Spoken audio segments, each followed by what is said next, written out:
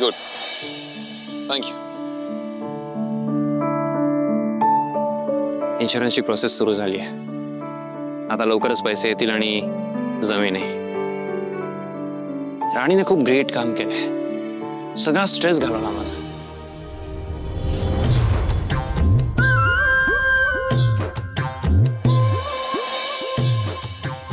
काय कोणीतरी माणूस तारे मोजत बसले वाटतं. मी का करेन असा वेडेपणा? मग काय करताय तुम्ही गॅलरीत उभं राहून? तुला काय करायचंय? अहो ते मी आपलं काळजी म्हणून विचारलं. हो का? कसली काळजी? ते तुम्ही असं एकट्यात हसत होतात ना, अशा माणसाला काय म्हणतात माहितीये ना? मी काय हसत वगैरे नव्हतो. मी तर पाहिलं बाबा तुम्हाला हसताना. असं गालातल्या गालात हसत होतात. असं काही नाहीये. बरं ठीक आहे, पण असलं तरी काय बिघडलं है ना? माणसाला जर हसावं असं वाटलं तर त्याने हसावं, त्याला रडावं असं वाटलं तर रडावं.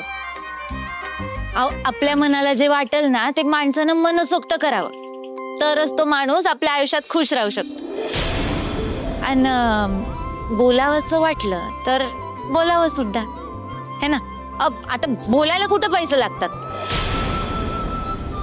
नाही का? बरं राहिला. तुम्हाला बोलायचं नसेल पण मला बोलायचंय. आणि हा, वकील फुकटचा सल्ला देत नाही.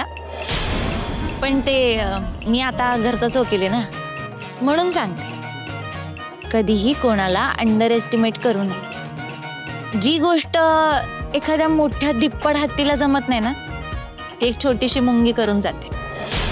आणि आता ही मुंगी माझे कान चावणं थांबवणार आहे का? बाय द वे, तुला डॉक्युमेंट्स हवे होते, ते खोटं बोलून यायची काय गरज होती? हाय का? आता तुम्ही स्वतःलाच विचारा बघू. जर मी तुम्हाला खरं खरं सांगितलं असतं तर तुम्ही मला जाऊ दिलं असतं? तुम्ही लगेच म्हणाला असतात, तू काय लई मोठी शानी लागून गेलीस का? तुला काही लई अक्कल आहे का? तुला लीगल डिपार्टमेंट पेक्षा जास्त कळतं का? तुझा फॅक्टरीशी काय संबंध आहे? मध्ये मध्ये करायचं नाही, सारखं पुढे पुढे करायचं नाही. हो हो हो, किती बडबड करतेस तू? दुखत नाही का तुझं एवढं बडबड करून? अहो, तुम्ही जर मला सरळ मार्गाने मदत करू दिली असती ना तर आज ही वेळ झाली नसती. मला आणि बुवांना सुद्धा एवढं ऐकून घ्यावं लागलं नसतं, एवढा तमाशा झाला नसता. आता ठीक आहे, तुमचं टेन्शन गेलं.